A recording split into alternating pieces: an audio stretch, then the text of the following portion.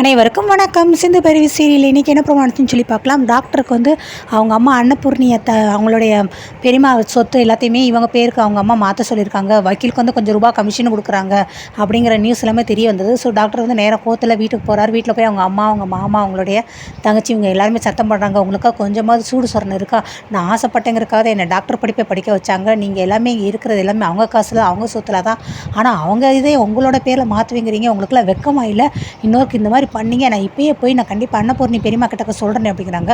உடனே டக்குனு அவங்க தாய் மாமா, டே இல்லைடா டாக்டர், இடா சிவா, இது எல்லாமே அக்காவுக்கு எதுவுமே தெரியாது. நானாக தான் நீங்கள் எல்லாமே நல்லா இருக்கணும், உங்கள் மேலே உள்ள அன்பால் தான் இப்படி பண்ணிட்டேன்.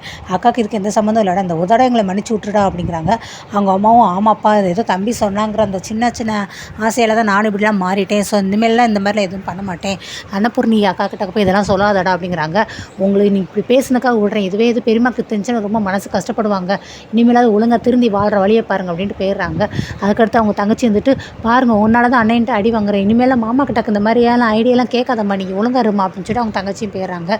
என்னக்கா சிவா இப்படி வக்கீல் கிட்ட இப்படி போய் வளரி வச்சுருக்கான், யார்கிட்ட சொல்லக்கூடாது அந்த விஷயத்த போய் சிவா கிட்டக்கே இந்த ஆள் போய் சொல்லிட்டாரே, என்னடா வக்கீல் நீ கூட்டிகிட்டு வந்தால் ஒன்றை மாதிரி தான் இருப்பான் அப்படின்னு சொல்லி அவங்க அக்காவும் சொல்கிறாங்க. நெக்ஸ்ட்டு சிவா டாக்டரை காரில் போயிட்டுருக்காங்க. கரெக்டாக நேரம் சிந்துவை பார்த்துறாங்க. என்ன சிந்து எங்கே போகிற அப்படிங்கிறாங்க. நான் பொன்னியம்மன் கோயிலில் போயிட்டுருக்கேன் டாக்டர்னு.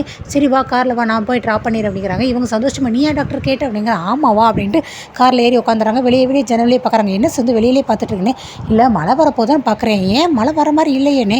இல்லை என்ன ஆச்சரியமாக நீ கார்லலாம் கூட்டிகிட்டு போறியே, நீ இப்போ வர ரொம்ப மாறிட்டேன் டாக்டர் அப்படிங்கிறாங்க. நிறைய மாற்றங்கள் நடக்குது சிந்து, நான் நிறையவே கிட்ட நிறைய மாற்றங்கள் கற்றுக்கிட்டேன் வாழ்க்கையில் அப்படிங்கிறாங்க.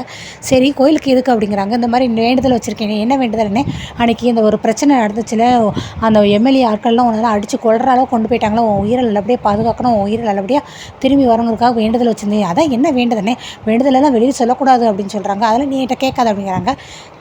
கரெக்டாக கோயில் வந்துடுது. கோயில் வாசல் இறக்கி விட்றாங்க. சரி ரொம்ப நன்றி டாக்டர், நான் போயிட்டு வரேன்ட்டு இவங்களும் உள்ளே போயிடுறாங்க.